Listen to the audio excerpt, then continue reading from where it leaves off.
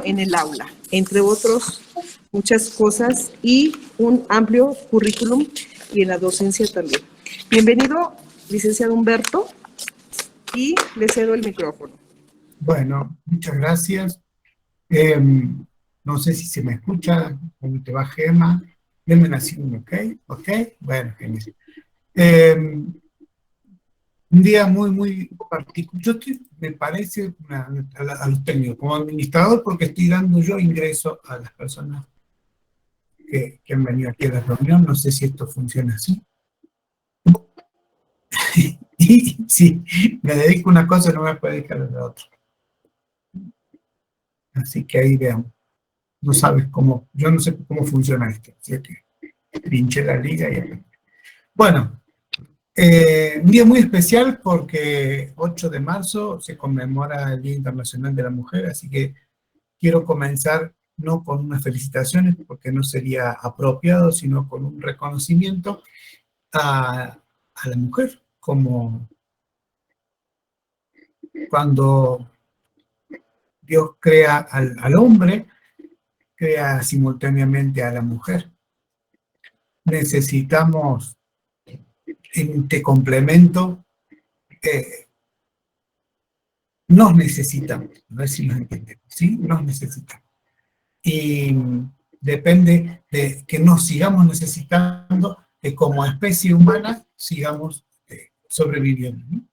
Entonces, todo mi reconocimiento, y lo el mejor modo que tengo para hacerlo es voy a compartir la presentación. Creo que es aquí.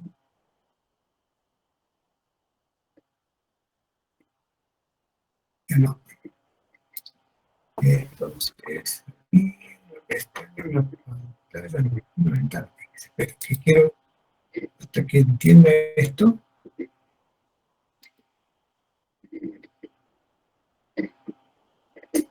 paciencia, que la vaya a compartir.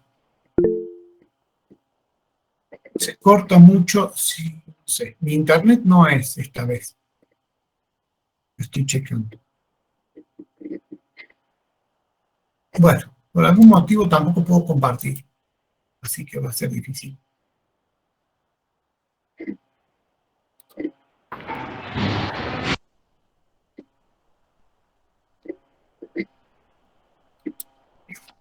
No sé. En fin. Bueno, quería conmemorar a una persona que se dedicó al autismo, mujer, por supuesto. Injusticia le ha hecho la historia en relación a su trabajo como neuróloga y científica. Hablo de la doctora Grunia Esimova-Zucareva, un doble reconocimiento. Es la primera en describir la condición del autismo en 1925, 20 años antes que Hannah Asperger y Leo Kanner, ninguneada en su trabajo, silenciada en su trabajo por el mero hecho de Ser mujer. De ser mujer, de ser judía y de ser, y esto es muy ad hoc con la situación actual, ucraniana.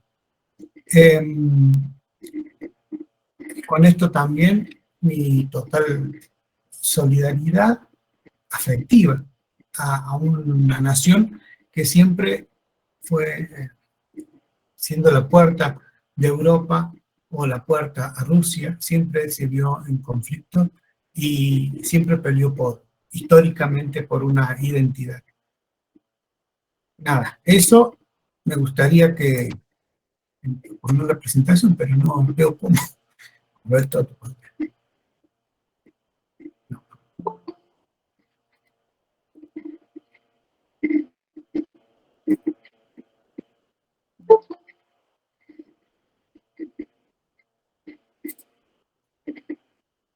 Tengo que admitir, termina el experto.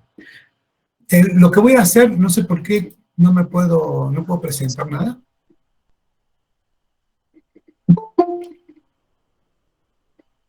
Bueno, Lo que voy a hacer, no sé quién está de aquel lado de la organización, es salir y volver a ingresar, a ver si tengo más suerte, ¿ok?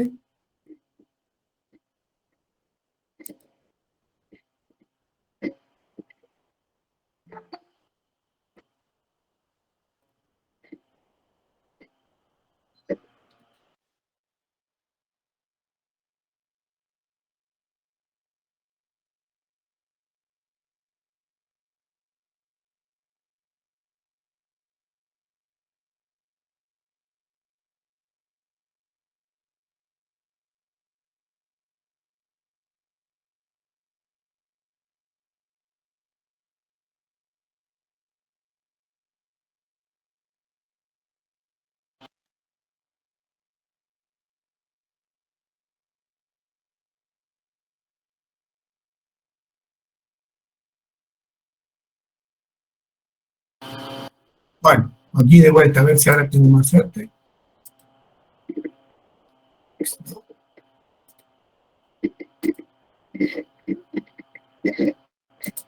Es algo distinto. Pues a capela, Humberto. Sí, solo que el contenido, gracias. El contenido lo tenía aquí, lo importante llevarme con el apoyo. Bueno, vamos, si no, sí, claro, será así.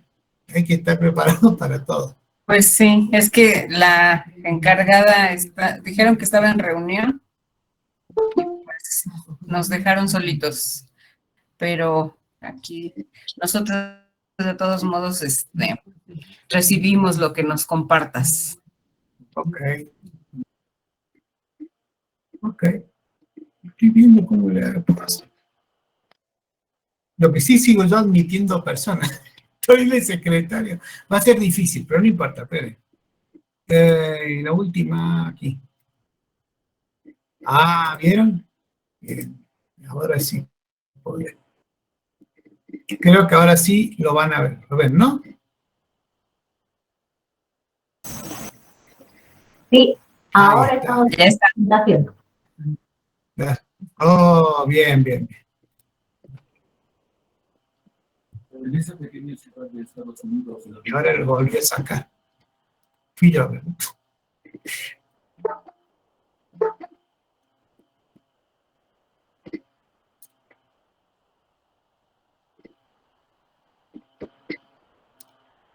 Bueno.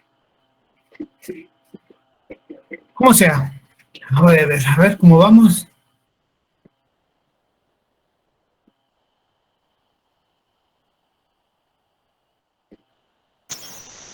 Muy bien, estamos viendo. Ahora sí. Bruni Zucareva, aquí la tenemos. Y esto es lo que le quería compartir y con ella una parte del reconocimiento. La otra parte del reconocimiento a la mujer, vamos a tomar una contemporánea, una persona que respeto mucho, neuróloga, pediatra, se llama María José Mas, es española. Y ella hace unos años, yo discutí con ella, la discutí, no estaba de acuerdo con un tema, y muy pacientemente me explicó y me fundamentó ciertas cuestiones que tienen que ver con trastorno de déficit de atención e hiperactividad, y me hizo cambiar de opinión y aprendí, y de ella aprendí mucho. Es una mujer extremadamente capaz, ella tiene un blog y es una gran sería divulgadora, ¿no? De cuestiones que tienen que ver con el neurodesarrollo infantil, así que mi respeto, gracias por enseñarme, María José Mas, y de ella he tomado de su blog parte, ¿no? de lo conceptual que vamos a utilizar ahora también en la presentación. Y el tema es adolescencia y autismo. Y es un tema complejo.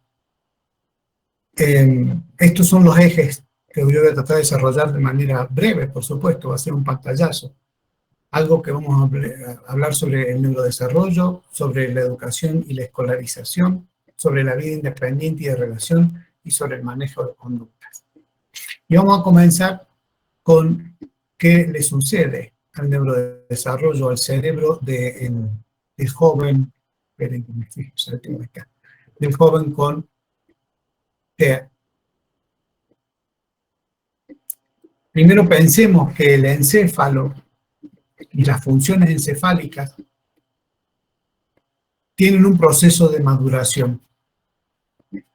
Y este proceso de maduración no termina en la primera infancia, sino se va extendiendo durante la vida del niño, en tanto crece, hasta los 20 años, que ya no es niño, ¿no? Ya hablamos de joven. Entonces imagínense que toda la adolescencia está justamente en este proceso final de maduración, donde hay funciones encefálicas, partes del cerebro. Lo voy a explicar así porque sé que hay muchos chicos por ahí y muchos maestros también quizás no estén familiarizados con el vocabulario, así que voy a ser lo más liso y llano para explicarlo. Hay muchas funciones del encéfalo, muchas funciones cerebrales que todavía no están maduras por una cuestión biológica, y esto no se puede acelerar, ¿sí? Necesita el sujeto experimentar en un entorno enriquecido que le permita madurar estas funciones encefálicas.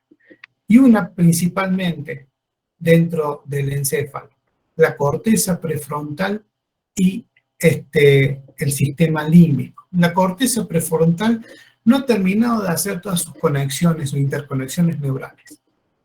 La corteza prefrontal es inmadura hasta los 20 años y es a cargo de unas funciones cognitivas muy específicas que tienen que ver con la toma de decisiones, con la planificación de tareas, con la gestión y administración del tiempo y también con la inhibición de los comportamientos que el sujeto, según el entorno cultural, va considerando no adecuados. Entonces imaginen que esto le sucede a todos los jóvenes con o sin condición. Y el problema que tiene la adolescencia es que no tenemos suficientes, o no brindamos al joven adolescente suficientes apoyos, desde lo escolar, lo terapéutico, lo social, lo parental. Y aquí es donde encuentra el sujeto, el niño, el joven, con autismo, va encontrando las grandes barreras, ¿no? Los grandes desafíos. Tenemos un cerebro que todavía no está madurado y que tiene que ser enriquecido por un contexto que facilite todas estas funciones en relación a las tomas de decisiones, a la planificación. Y luego tenemos un sistema límbico que para el caso de la adolescencia, el sistema límbico es otra estructura dentro del cerebro, que está ahí cerquita de la parte interna del cerebro, del cuerpo calloso, que es esta estructura que une los dos hemisferios. Ahí, por ahí están, ¿no? Todo este es el sistema límbico, que es el encargado de interconectar las emociones con la conciencia y con la corteza prefrontal. Y está sumamente activo el sistema límbico vinculado a las emociones, a los impulsos emocionales. Durante la adolescencia, y esto mediado por una cuestión también biológica que tiene que ver con el crecimiento y el desarrollo, ¿no es cierto?, hormonal. Entonces es un cerebro muy vulnerable porque necesita de muchísimos apoyos externos. Y aunque quiere ser un cerebro independiente, necesita de mucha interdependencia. Y estas interdependencias tienen que ser estructuras muy claras que le ayuden al cerebro del adolescente a ordenarse. Ahora pensemos que todo esto implica un desafío mayor en el cerebro de una persona o de un joven con autismo. No porque sea distinto en sí, genera el cerebro de la persona con autismo ideas totalmente diferentes según se va representando el entorno de un modo diferente. El adolescente típico tiene como ventaja, si podemos llamar ventaja, que busca rápidamente identificaciones y soporte entre los pares adolescentes, que aunque estén en la misma condición de él, son pilares fundamentales para desarrollar muchas de estas funciones cognitivas, ¿no? Y madurar muchas de estas funciones cognitivas. En cambio, el adolescente autista no tiene soporte entre pares, si tiene algún soporte es vinculado a los papás.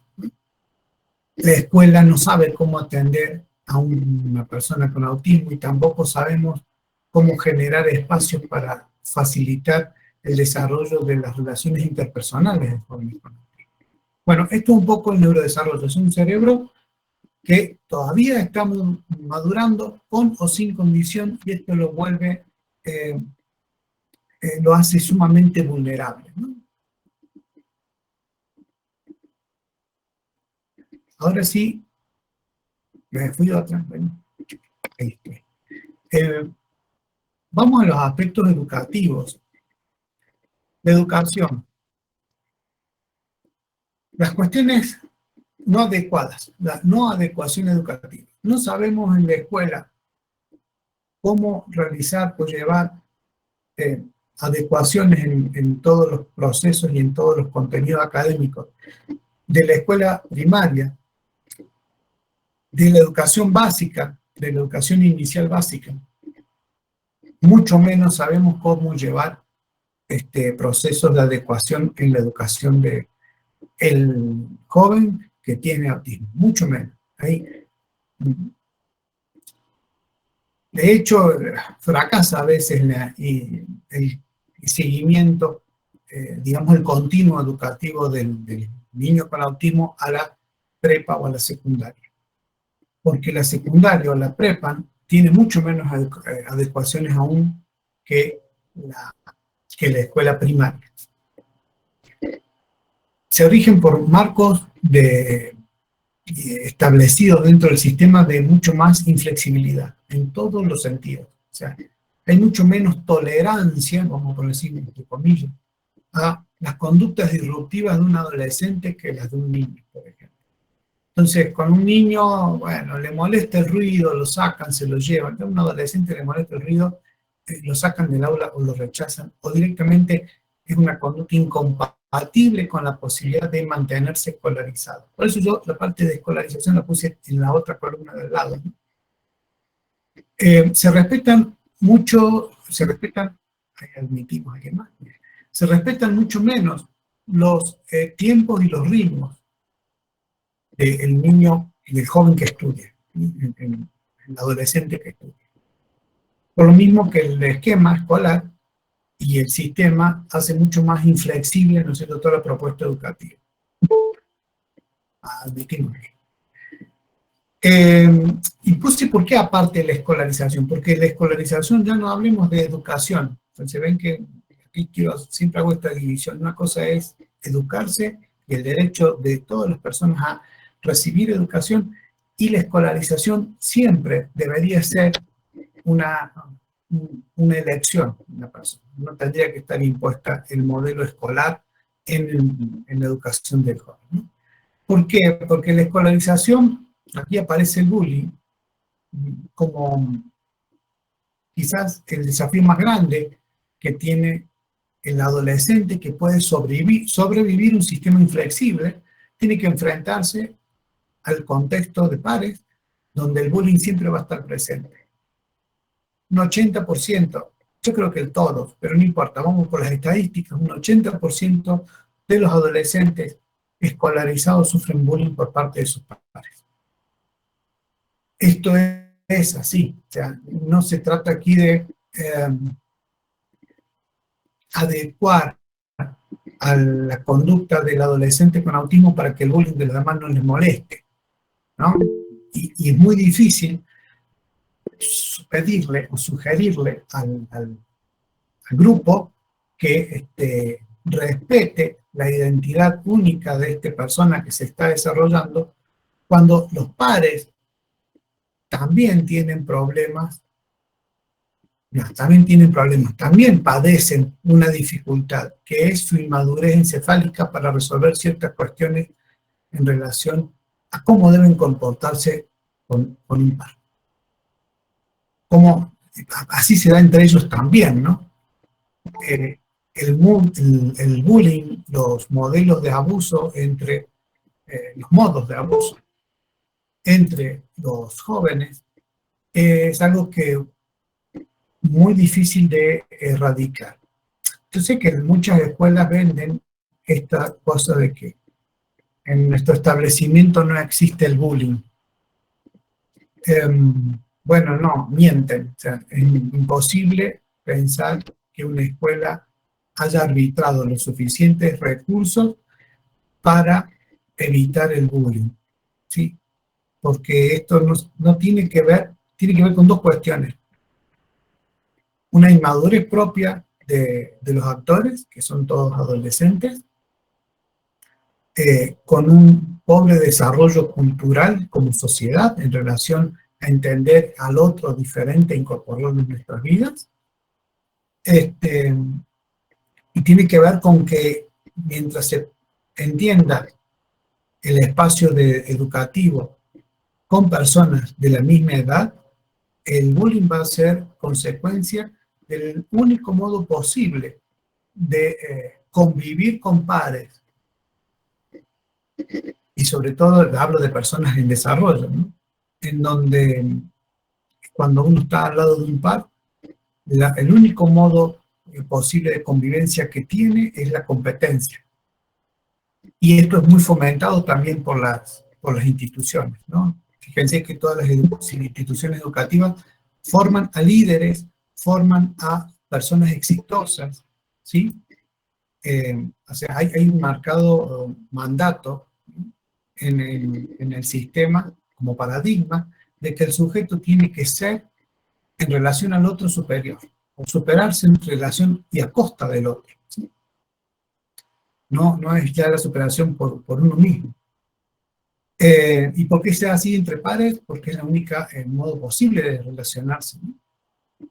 Es cuando uno se tiene que relacionar con personas mayores, cognitivamente superiores, lo vamos a poner en esos términos, y mayores en edad, la única forma que tiene ahí es de negociación, y es un modo interesante de aprender a relacionarse. Y cuando tiene que relacionarse con menores, lo que más se arbitra es el hecho de la protección y el compartir con el menor. O sea, con los más chicos uno comparte, con los mayores negocia, con los de la misma edad compite. El bullying es un gran problema para el adolescente. Entonces, bueno, surge, ¿cuáles son los espacios de socialidad que el adolescente tiene para desarrollarse? Porque con condición o sin condición, el adolescente con autismo necesita de identificación con modelos que vienen culturalmente introducidos por pares.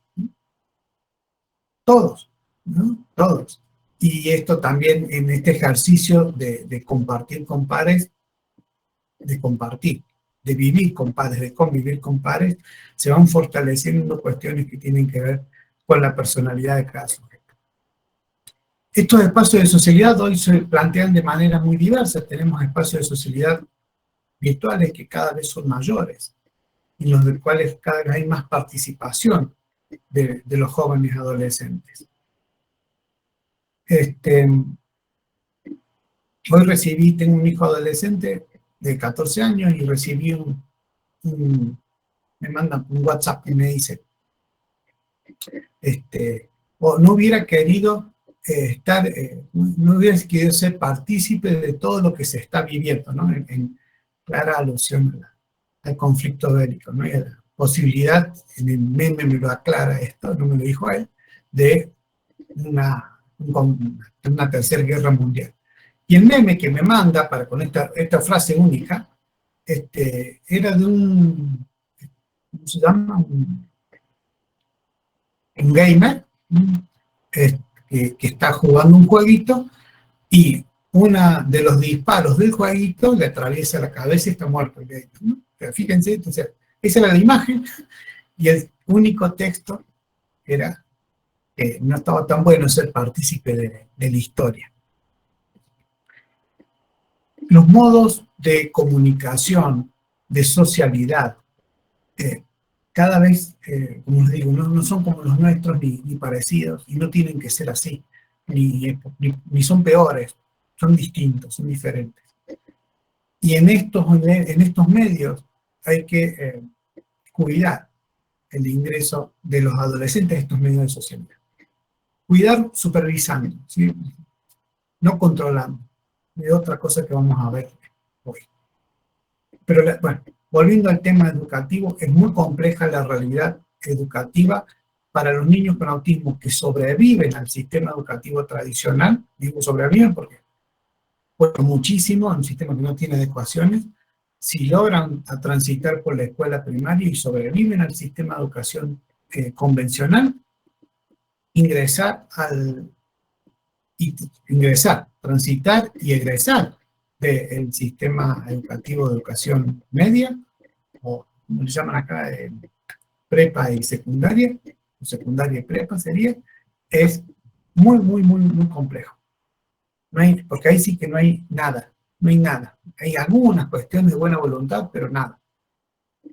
Y si pensamos en los que sobreviven, que son sobrevivientes de los que han sobrevivido a la escuela secundaria y a la prepa, e ingresan a la universidad, bueno, esos son héroes directamente. Y no es un problema ni de la condición ni de la cognición. Es un problema de que no se considera como posible que una persona con autismo desarrolle competencias, desarrolle habilidades, desarrolle conocimientos. No se lo considera posible porque todas las personas con autismo van a desarrollar su conocimiento de manera outsider, por fuera del sistema, como si fueran autodidactas.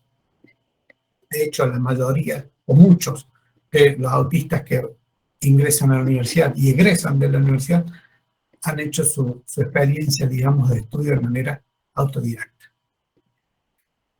Bien, esto en relación a la educación, después vamos a charlar, a ver qué es lo que opinan ustedes. Esperen, a ver, no sé por qué no pasa. Ahí está. Vida. Ya. Vida independiente. Y pongo vida interdependiente porque no llega a ser vida independiente y no llega a ser, y no debe ser vida dependiente. O sea,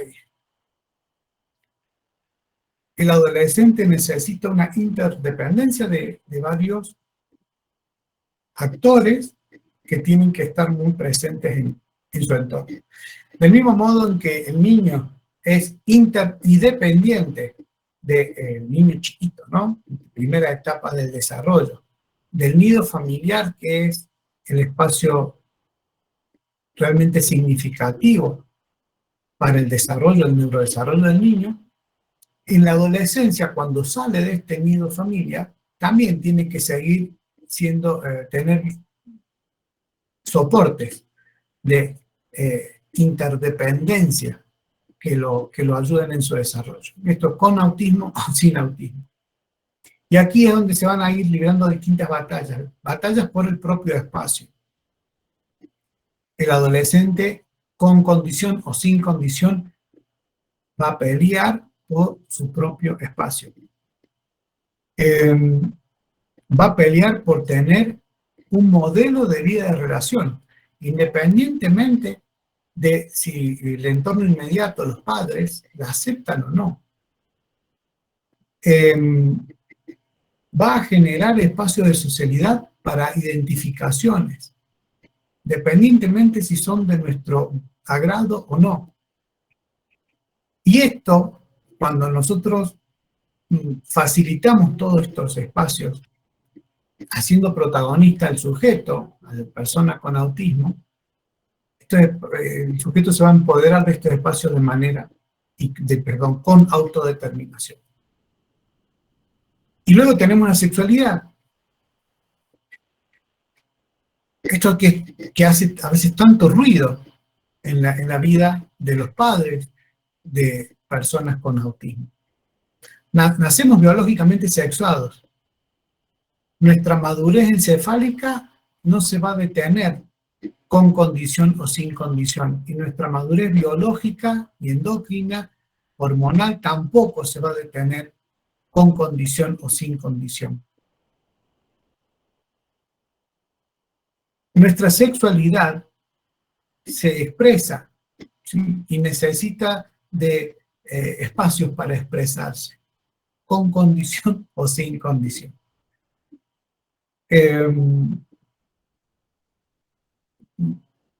No estoy a favor de la castración en sentido figurado, amplio, ¿no? Simbólico, de las expresiones de la sexualidad de una persona. Y no estoy hablando hablo de sexualidad, no estoy hablando de identidad de género ni nada por el estilo, eso está más unido a las cuestiones psicoculturales. Estoy hablando de que el sujeto sexuado se va a expresar como sujeto sexuado en su entorno, ¿sí? Y allí realizará, en la medida en que pueda relacionarse con ese entorno, las identificaciones de género según le parece a cada quien, porque aquí hay algo que no se puede, según lo entiendo, no sé que hay otros tipos de corrientes, no se puede modelar, no se puede controlar, no se puede imponer. Pero que la expresión en la sexualidad del sujeto está presente, está presente.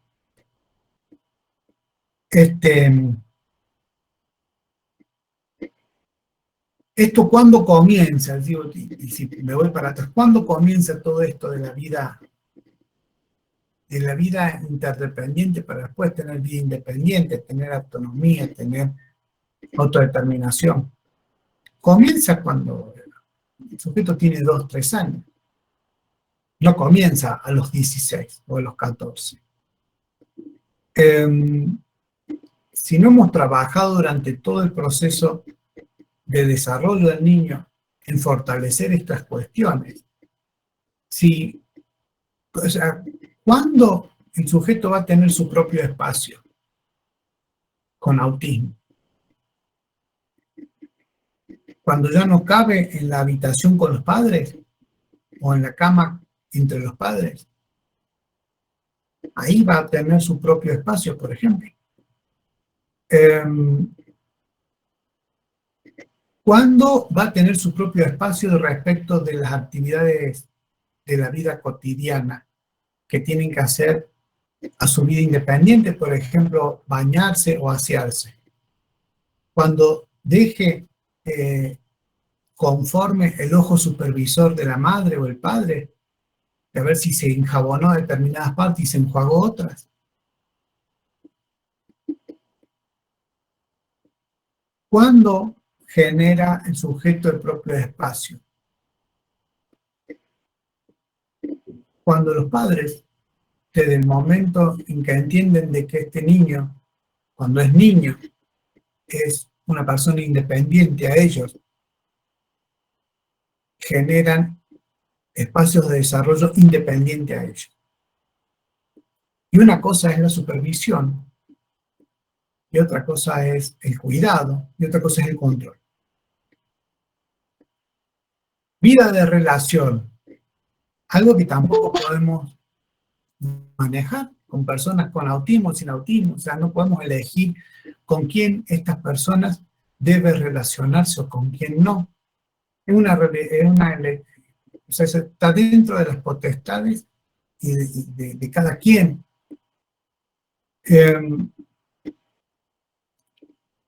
Podemos tener supervisión respecto de, entornos cuidados, ¿sí? Pero la vida de relaciones es libre de cada quien y en eso tampoco tenemos mucho que opinar, o no deberíamos tener mucho que opinar. Si no, volvemos a esto de matar la autodeterminación del sujeto o castrar al sujeto. Un ejemplo, yo he hecho algunas experiencias que he querido hacer, pero me ha costado mucho a mí trabajar con jóvenes y adolescentes, ¿sí? Una pregunta recurrente, cuando uno quiere iniciar algo, mamás me preguntan respecto de sus hijos, voy a ponerlo en ese término, porque no es una cuestión de género, y viceversa, ¿no? Pero, ¿va a haber niñas en el grupo? Sí, claro, va a haber jovencitas. Si no, no estamos hablando de grupos. Cuando hablo de son muy buenas los modelos de intervención en grupo con personas adolescentes donde ellos tengan pares en donde puedan simular, compartir, ¿no? Se hacen role-playing, se hacen un montón de estrategias que son importantísimas y en un entorno que digamos cuidado. Y se enriquece el entorno cuando hay diversidad, ¿no? De género y de opciones y de elecciones también. Y esto implica una gran preocupación.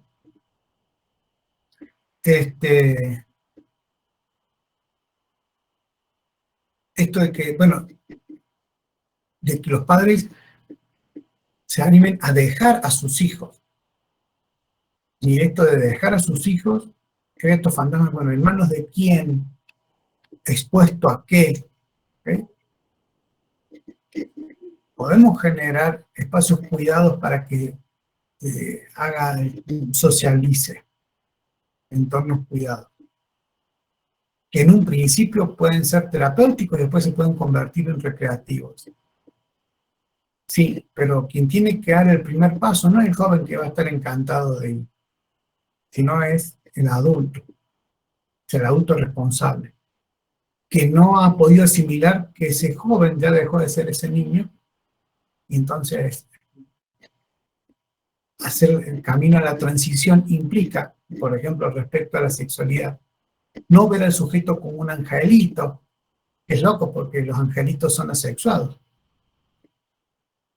y no ver al sujeto como un niño eterno, donde se le consienten al niño más joven, se consienten conductas aniñadas, consciente o inconscientemente, pero sí se consienten por parte de la familia, en el modo de vestir, en el modo de expresarse, en el modo de relacionarse.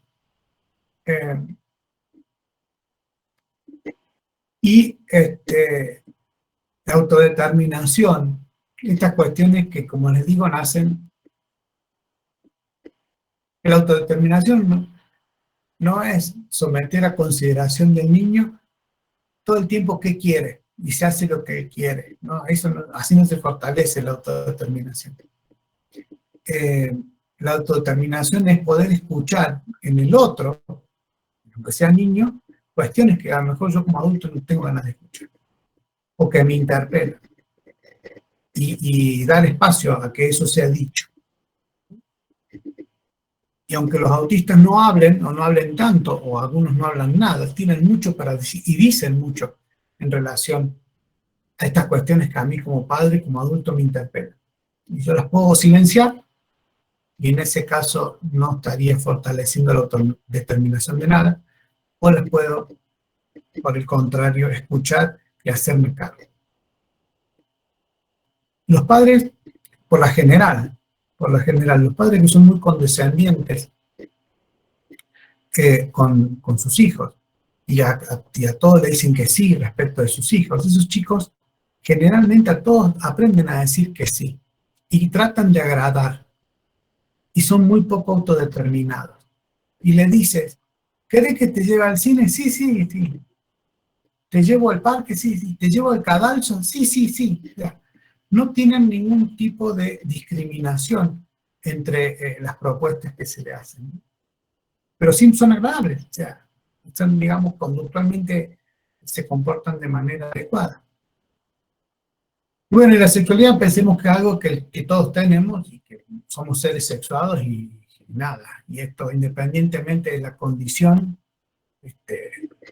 que cada uno tenga o no, la sexualidad de manera biológica se va a expresar, se expresa con virulencia, con toda la fuerza, ¿no es cierto?, propia del desarrollo humano durante la adolescencia, y esto más bien hay que encauzar, no taponar, no castrar. Ahora vengo a la otra que tiene que ver mucho con este tipo de conducta, después lo quiero escuchar. No, ahí están.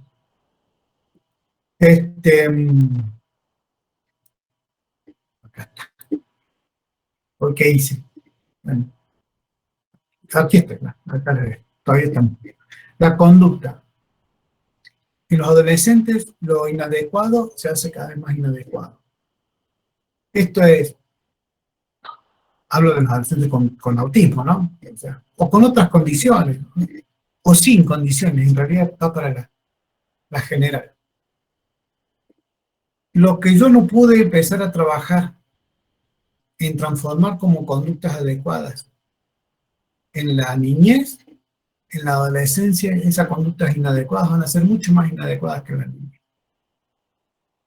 Acá no hay ni bueno ni malo, porque eso tiene que ver con los entornos también socioculturales y morales, y la formación moral de cada familia. Pero sí hay cuestiones que pueden ser inadecuadas y es fácil de saber cuando algo es inadecuado. Cuando es dañino para el entorno, y es dañino, y no necesariamente tiene que ser dañino para la persona, pero sí es dañino para el entorno, o dificulta la relación del sujeto con el entorno, entonces eso podemos decir que es inadecuado. ¿Okay? Hay otra persona. Ahí está. Como estamos dando ingreso. Lo inadecuado se hace más inadecuado. Y una cosa es el control, que es que las cosas sean adecuadas según mis términos, ¿okay? Y forzar a eso, y se puede conseguir, por supuesto, porque nosotros conductualmente siempre vamos a responder a los condicionamientos del entorno. Si no, por eso el condicionamiento conductual sí existe como recurso, digamos, de intervención, aunque no esté de acuerdo. Y podemos hacer este control o podemos hacer adecuaciones. Ahí, bueno, me equivoqué por pinchar, le puse de no ingreso, espero que vuelva, no lo admití, que no se ofenda. Control de adecuaciones de conductas. El control de adecuaciones, o sea, una cosa es el control, perdón, y otra es la adecuación de conductas. Espero que se entienda de que las adecuaciones de conductas son mucho más fáciles de introducir en un adolescente cuando han sido introducidas en la niñez. Pero también entiendan que el modo de adecuar conductas de un adolescente no tiene nada que ver con el modo de adecuar conductas de un niño. Hay formas, dentro de las formas de control, que para mí no son las ideales, pero sí se utilizan mucho. El condicionamiento conductual es un modo de control de conductas no deseadas. Y esto no deseada siempre es no deseada por el entorno, no por el sujeto. Entonces, el sujeto sí las desea, por eso las lleva a cabo. También tenemos la medicación, por ejemplo. La medicación psiquiátrica, la medicación psicotrópica, que también es un modo de control. Insisto, no es mi filosofía, pero digo, existen como mecanismos. Prefiero las adecuaciones. Y las adecuaciones requieren metodologías que van basadas en los cómo sí. No en la prohibición, sino en el cómo sí. Dando espacio que el sujeto, esto que puede ser inadecuado para el entorno, pero es un deseo en él, encuentre los cómo sí, para poder conducir esos deseos. Bien, más o menos hasta aquí es son todos disparadores de lo que es la presentación. Dejar de presentarme, ¿no? Me gustaría, a ver, ahí está.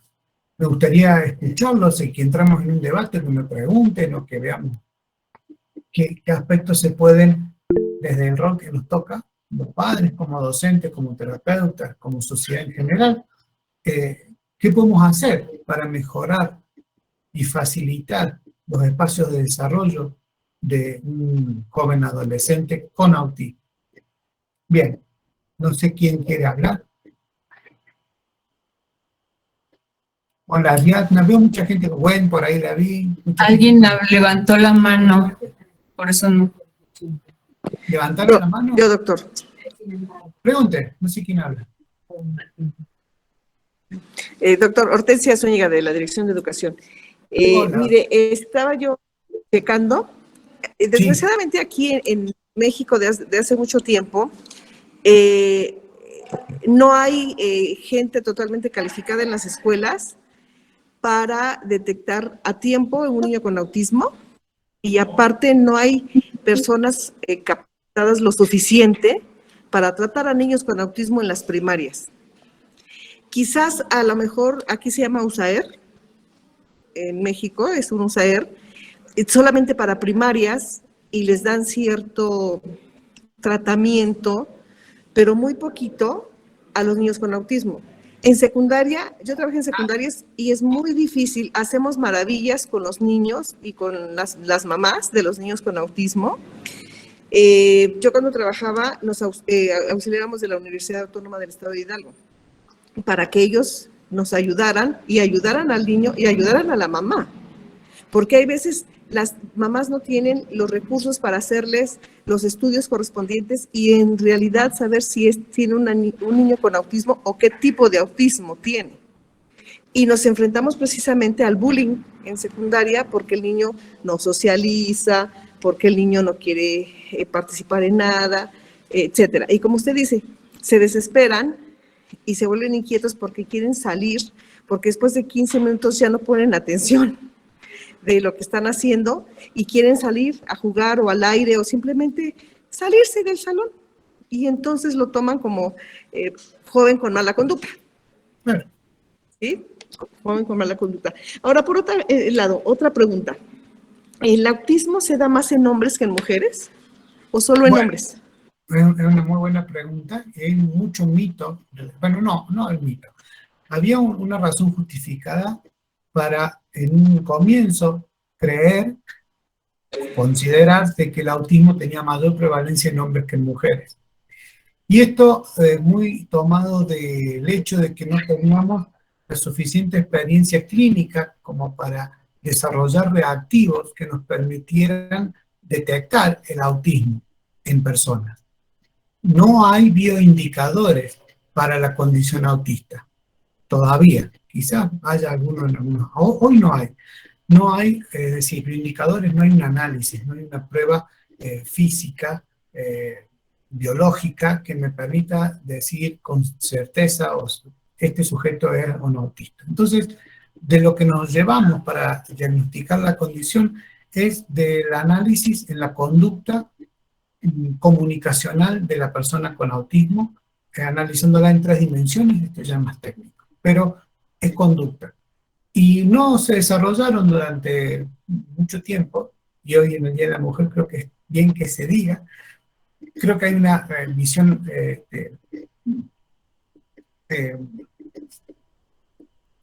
una visión pensada en el varón, en relación o centrada en el varón, en relación a la condición TEA. Entonces, todos los reactivos conductuales se han pensado en función de cómo respondería un varón a determinadas cuestiones de la conducta comunicativa, y no en la mujer.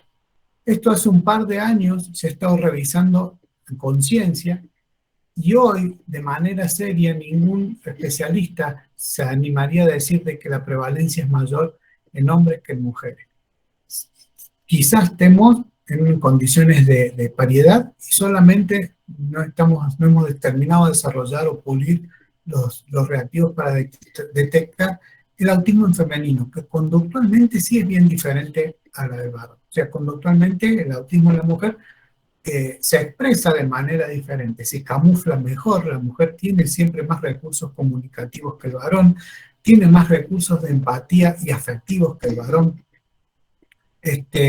Y esto suele enmascarar, ¿no es cierto?, la condición T, ¿sí? Así que hoy se está estudiando, hoy no, nadie se anima a tirar así una cifra de prevalencia en relación al género.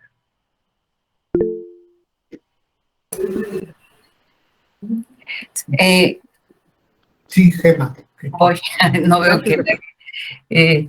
yo creo que sí, las cifras antes se decía que eran 4-1, 4 niños por una niña.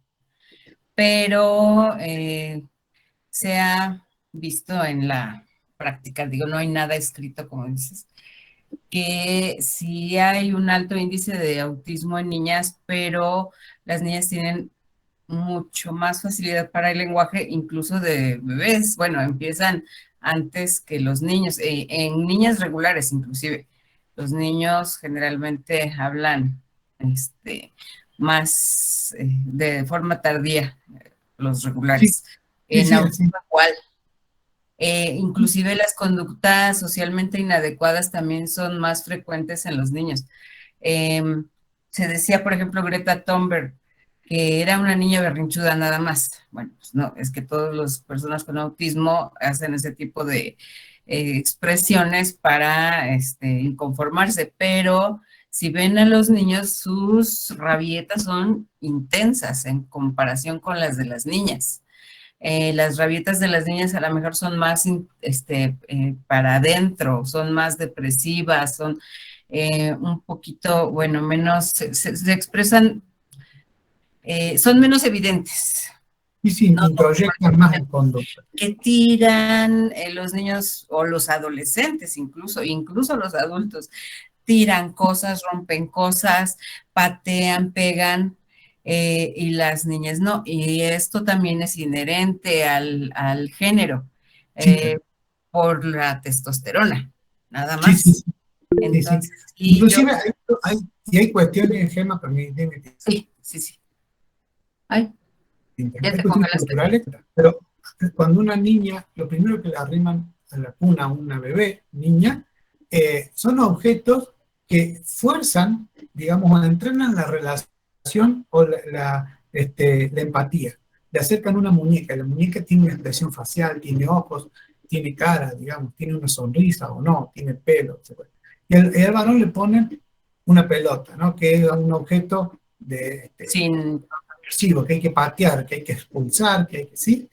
Estas son cuestiones que de algún modo también van modelando este carácter empático, vamos a decir, que es naturalmente empático en la mujer, pero tiene como otros reforzadores también. desde bebés. Sí, sí.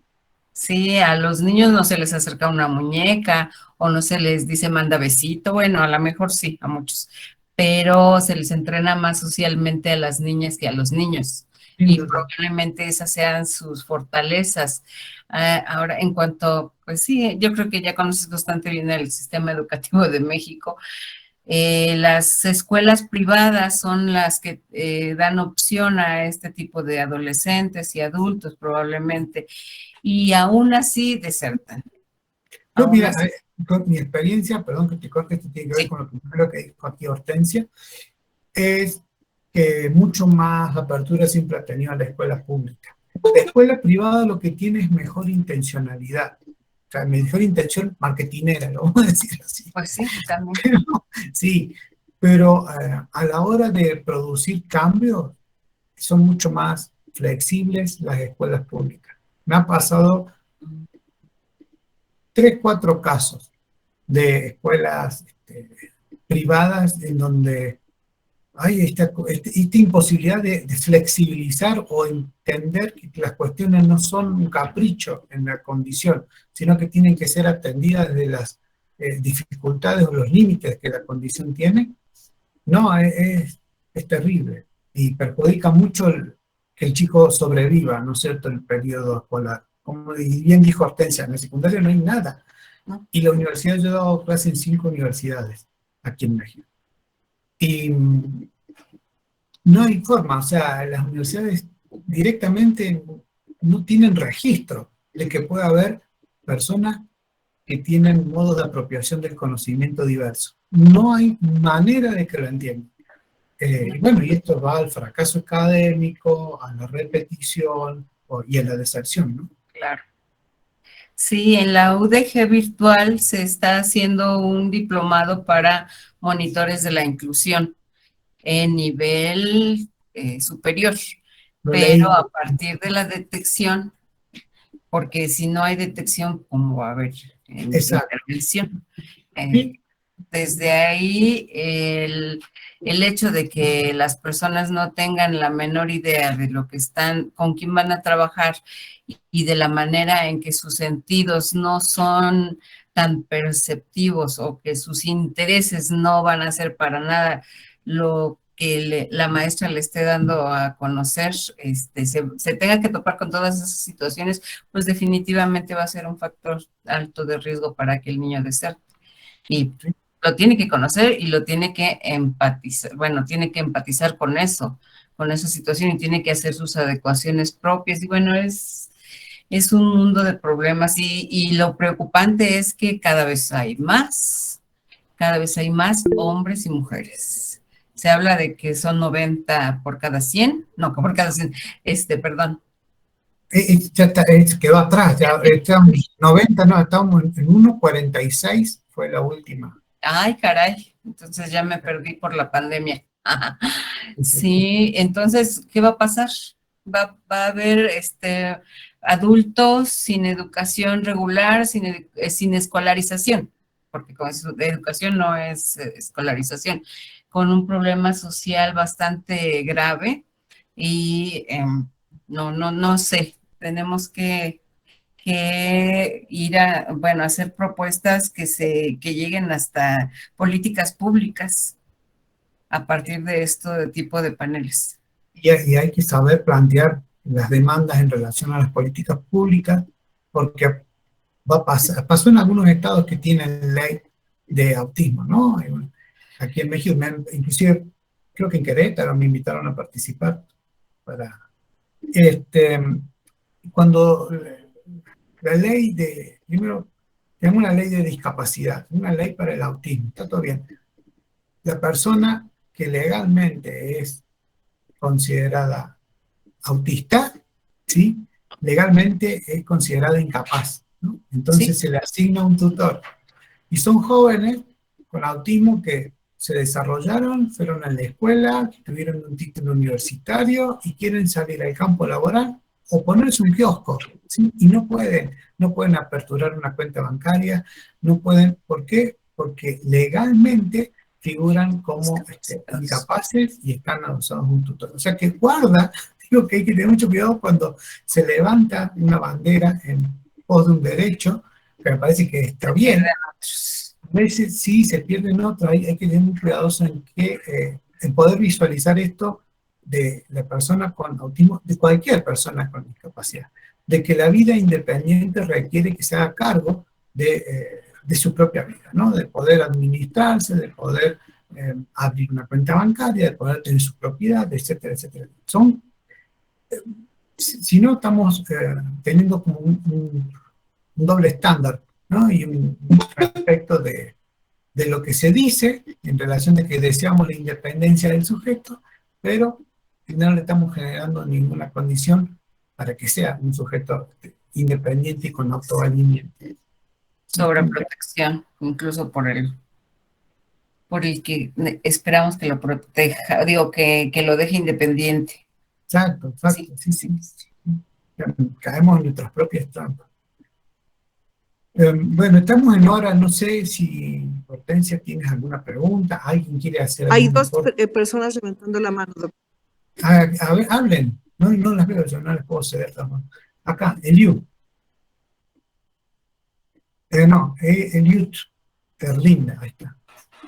Sí, buenas tardes. Hola, ¿cómo te va? Bien. Bueno, desde Nicaragua, ¿verdad? Me invitó una amiga que tiene una asociación de autismo acá y pues yo soy educadora especial, trabajo con niños con condiciones como TEA, TDAH y otras. Pero también soy madre de un hijo con TDAH, déficit de atención y hiperactividad, pero ya él hoy tiene 25 años. Pero yo quiero contarle con respecto a lo del bullying. En realidad, pues sí, a mi hijo lo miraban extraño, porque mi hijo, además de TDAH, también tenía rasgos autistas. Entonces, obviamente, esto causa en los otros chicos, pues, bien en las personas, ¿no? Una persona no común, rara. ¿Qué es lo que yo hice? Yo tenía así, digamos, la facilidad o la ventaja de que yo soy docente. Entonces, más o menos conozco las etapas de desarrollo de los niños o de los chicos, en el cual mi hijo pues iba también con ellos. Entonces, yo lo que hice fue, primero, yo desde que mi hijo tenía 7 años hasta la secundaria, su primera y secundaria, solo trabajé medio tiempo para poderle acompañar y ser su tutora, porque yo quedé clara que nadie mejor que yo, ¿ok? Nadie mejor por ser mamá. Y bueno, yo lo que hice fue que me hice amiga de sus compañeros y yo vivía en escuela preguntando qué tareas dejaron, qué copiaron, porque mi hijo no copiaba nada, llegaba en blanco todos sus cuadernos, entonces yo no podía saberlo. Entonces yo era de las mamás que la casa era la escuela y buscaba, aunque obviamente yo también era etiquetada y también era discriminada, al igual que mi hijo, pero no me importaba. Mi fin era la escolarización, que él tenía que cruzar su primaria, su secundaria, así anduviera de colegio en colegio. Yo lo acompañé y lo que hice fue, a él o sea, no tuvo bullying en ese sentido, porque yo me hacía como amiga, más que los docentes, que ellos se alejan de uno, de sus compañeros. ¿Ves? Entonces ellos socializaban, si mi hijo iba a una excursión, yo también iba. ¿Me entiendes? Entonces yo creo que el rol del padre, no es solamente dejar a la escuela. El padre tiene que involucrarse, aunque la escuela nos pone barreras, porque hubo muchas barreras que a mí me ponían, pero yo me las ingeniaba para lograr que mi hijo avanzara. ¿Me entiendes? Y no estar, digamos, como un dime que te diré con las maestras, buscaba cómo ganármelas, había maestras buenas, había maestras que no correspondían a la instrucción. Pero ya mi hijo, pues, llegó a la universidad, llegó a sacar diseño gráfico y ahora está en Italia, solo, porque le gusta cantar. Entonces, eso es lo que yo le digo a los padres, ¿verdad? Que tiene que acompañar ese proceso de escolarización de la mano y tratar de dedicarle el mayor tiempo que pueda. Yo, hasta que llegué a la universidad, ya busqué trabajo de tiempo completo y yo necesitaba más plata, pero yo necesitaba que mi hijo avanzara, porque si yo le pagaba a un tutor, una tutora, no es igual, ¿no? Entonces quería aportar con respecto a eso del bullying, y yo siento que sus compañeros al conocerme, aunque tenían y le daban broma, pero como eso nos frenaba, porque, es que allá viene la mamá de Manuel, es que sí, y tal vez yo a veces les ayudaba con tareas, ya, entonces cosas así me involucré un poco más. Gracias por tu participación el día desde Nicaragua. Un beso para todos los nicaragüenses. Y otra persona que levantó la mano aquí, Lesbia Hernández, creo que era. Que había quedado. Lesbia, ¿estás por ahí? Lesbia. Sí, hola. ¿Cómo te va? Sí, soy madre de un adolescente con autismo y me interesó mucho el tema. Sobre todo hay algunas temáticas que son algún tabú, sobre todo cuando la persona tiene algún tipo de dificultades o digamos una persona con una condición de autismo. Podríamos hablar de la temática de la masturbación y dice cómo tratar la masturbación para una persona con autismo realmente.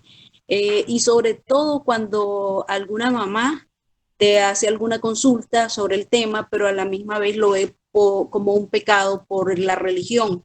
¿Y cómo podés explicar eso cuando la misma sociedad, por un lado te dice que es pecado, pero por el otro lado te dice que está bien y que es algo de la naturaleza de nosotros los seres humanos? Eso por un lado. Por el otro lado, la problemática que vemos los papás, a medida que nos vamos haciendo más grandes, mayores, nuestros hijos van creciendo. Y dijo algo Humberto una parte interesante, y creo que también Gema tocó parte del tema, que cuando los derechos que tienen, ¿verdad?, las personas con autismo, pero también que tendríamos que tener cuidado desde qué punto de vista necesitamos políticas públicas para que apoyen a las personas con autismo, pero miremos la otra cara de la moneda. ¿Qué derechos puede tener cuando legalmente tenés una discapacidad para heredarte una propiedad? para comprar un seguro. Entonces es un tema bastante complejo, sobre todo cuando la persona tiene una discapacidad un poco más severa.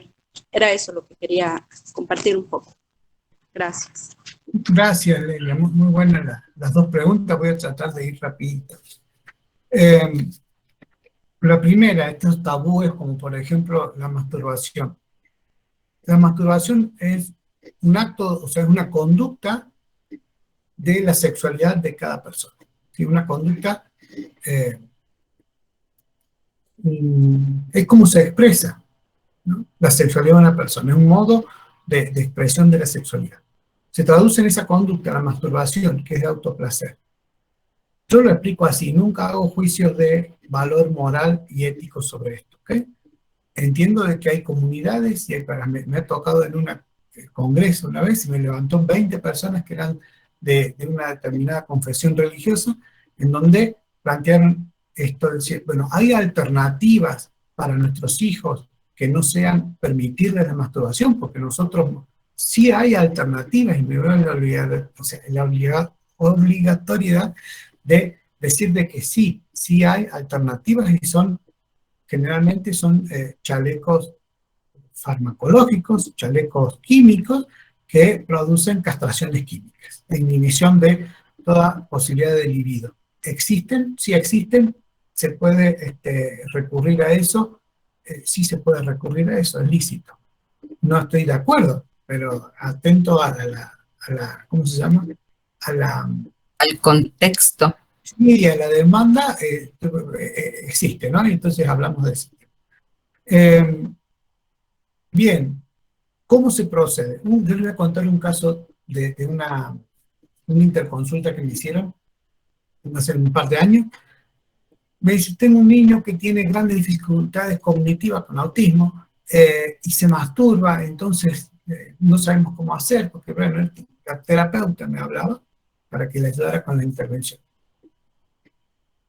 ¿Y cuál era el tema? Toda la conducta en relación a la masturbación había sido inadecuada, inadecuadamente planteada también por el entorno. Entonces, le habían enseñado que se tenía que encerrar en el baño para masturbarse. Y este niño se encerraba en el baño y apareció con todo su pene lacerado, cortado, magullado, porque él se masturbaba con la grifería del lavabo. Es decir,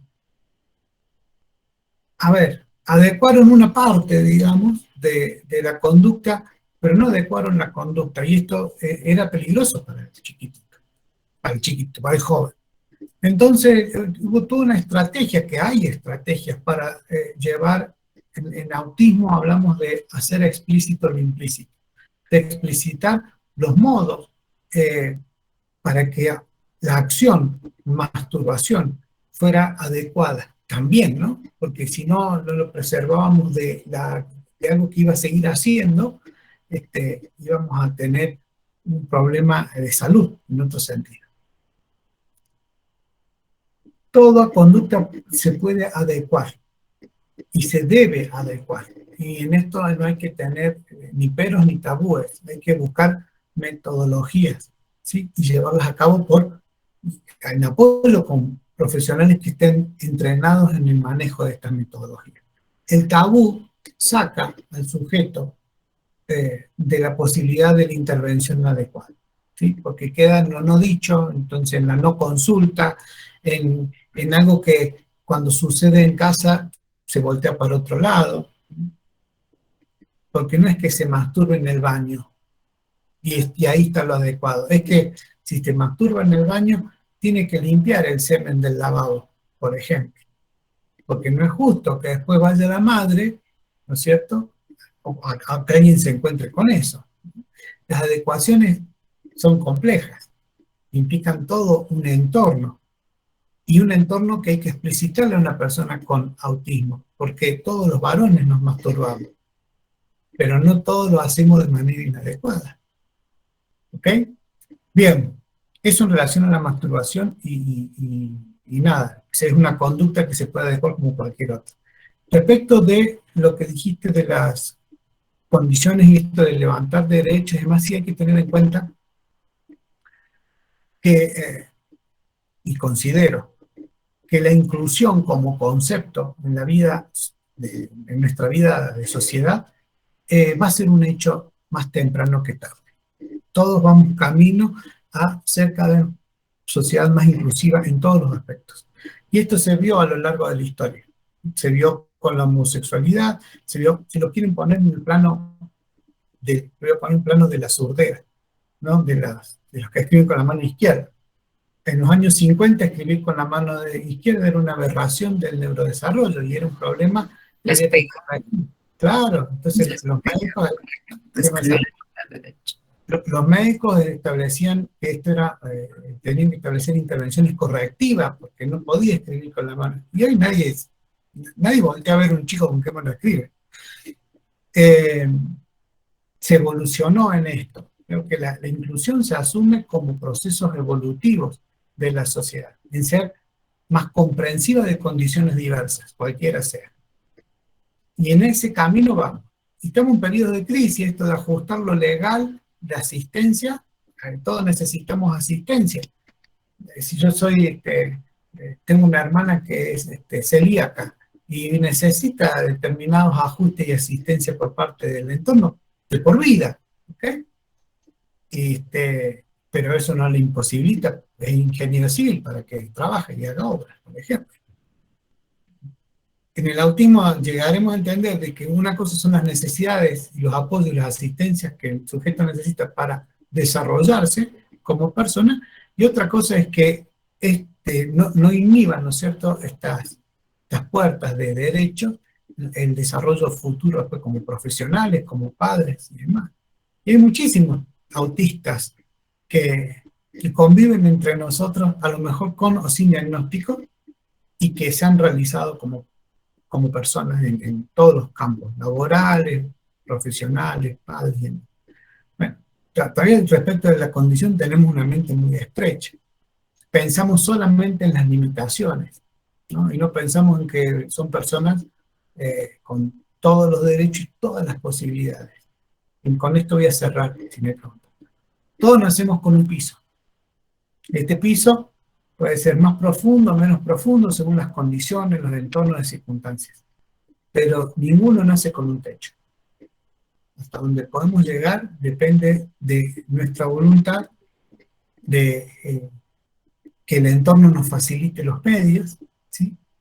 Y depende de nosotros mismos, ¿sí? Entonces, los chicos autistas, adolescentes que transitan, se enfrentan a la adolescencia, se enfrentan al entorno del bullying, se enfrentan al sistema educativo y con todo llegan a la universidad y logran titularse. Para mí son héroes, o sea, no saben el esfuerzo que implica transitar absolutamente todos estos sistemas. En lugar de facilitar la vida, han sido barreras tras barreras, tras barreras, tras barreras que hemos construido innecesariamente y que bien podemos desconstruir como sociedad. Y creo que en eso está el acto inclusivo.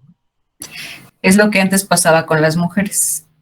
No llegaban a la universidad y ahora ya estamos en todos los terrenos y en todos los campos. Ahora tiene que ser con las personas. Mujer, Runia Zucareva, que nació en una época compleja, todas lo fueron, pero en la ciencia había mucha misoginia. Claro. Ella fue compañera de Freud, por ejemplo, de John. ¿Cómo se llama esto? Ya va a salir el otro que está involucrado. Charcot. Bueno, no. Porque había un grupo que estudiaba justamente condiciones de la psiquiatría infantil. Freud participó en ese grupo y después nos enganchó con los chicos, que era el doctor Bleuler, que fue en 1911, el término autismo. Tenía un grupo ahí de formación. Ahí estaba Freud, estaba Runia Zucareva. Melanie Klein. No. Esa ya fue después. Mucho después. Jean Piaget. No, también era. Es conductista. No, este era un grupo de psiquiatras ahí en Viena y era un grupo totalmente machista, ¿no es cierto?